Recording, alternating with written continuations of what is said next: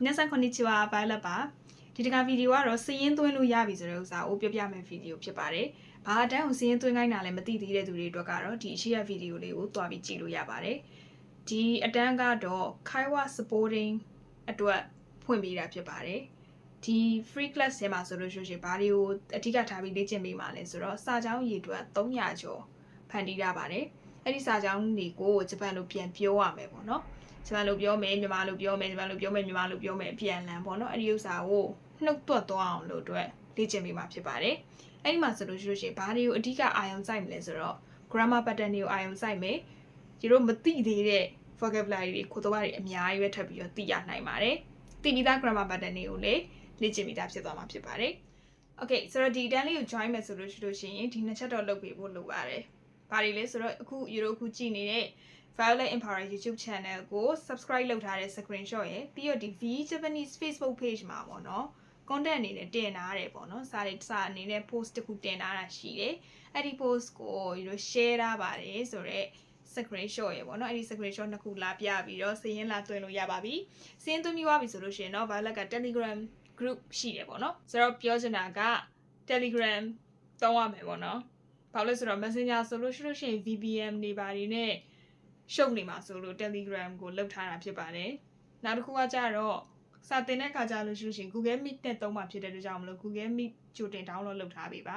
။အချိန်တွေကတော့အင်္ဂါစနေတနင်္ဂနွေညဘက်တွေဖြစ်ပါတယ်။အဲ့တော့ဒီမှာရွတ်ပြမယ်ဆိုလို့ရှိရင်မှားမှာဆိုလို့ဒီမှာတခါလေးရေးပေးထားတယ်ပေါ့နော်။အဲ့ဒီအချိန်နဲ့အဆင်ပြေတယ်ဆိုလို့ရှိရင်လာ join ကြပါလို့ပြောချင်ပါတယ်။အဲ့တော့အရန်လည်းပြောဖို့ကောင်းတယ်ပေါ့နော်စာကြောင်းကြီး300ထဲမှာစာကြောင်းအမျိုးအစားအများကြီးပဲပါတယ်ရည်စရာတွေရောဘာတွေရောပုံမှန်စာကြောင်းတွေရောပုံမှန်မဟုတ်တဲ့စာကြောင်းတွေရောပေါ့နော်အများကြီးပဲပါတယ်ပြီးတော့စကားပြောအတွက်ဘာအကျိုးကျေးဇူးရသွားမလဲဆိုတော့စကားပြောဆိုတာဒီလိုပါလားနော်ဒီလိုမျိုးပုံစံတွေလေ့ကျင့်လို့ရပါလားပြီးတော့လို့ရှိရင်ဒီထဲမှာပါတဲ့စလုံးတွေကအပြင်မှာဒီလိုတကယ်သုံးနေတာပါလားဆိုပြီးတော့အရှိန်ရသွားတာပေါ့နော်သိရမလားကိုပြောပြသွားတာပေါ့အဲ့တော့အဲ့လိုမျိုးပုံစံမျိုးဖြစ်သွားမယ်ပေါ့နော်အဲ့တော့ယူရိုရဲ့ပုံမှန်ဆိုလို့ရှိရင်လက်ရဖြစ်နေမယ်3ပတ်တာကာလကိုအဲ့တော့ Violet နဲ့အတူတူစာလုပ်ရင်းနဲ့ဂျပန်စာစကားပြောကိုအရှိန်ရသွားအောင်လို့လာပြီးတော့မှလေ့ကျင့်လိုက်ပါလို့ဖိတ်ခေါ်ချင်ပါတယ်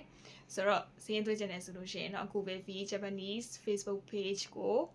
CBO လာပြီးတော့မှစရင်းသွင်းပေးပါလို့ပြောချင်ပါတယ်တခြားသိချင်တာရှိလို့ရှိရင်လည်း comment မှာပဲဖြစ်ဖြစ်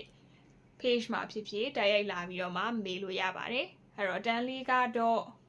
ဘယ်နေ့စမလဲဆိုတော့ဒီနေ့မှစမှာဖြစ်ပါတယ်ကဲအဲ့ဒါဆိုလို့ရှိရင်အခုပဲစင်းလာတွင်ပေးပါလို့ပြောချင်ပါတယ်ကြားနေ YouTube channel ပေါ့နော်အခု Violet Empire YouTube channel ကိုအဲ့တော့ Violet Empire YouTube channel ကို YouTube ဖြစ်နေတယ်ပေါ့နော်ဆိုတော့ Violet Empire ဆိုတဲ့အခု YouTube channel ကို subscribe လုပ်ထားတဲ့ screenshot ရယ်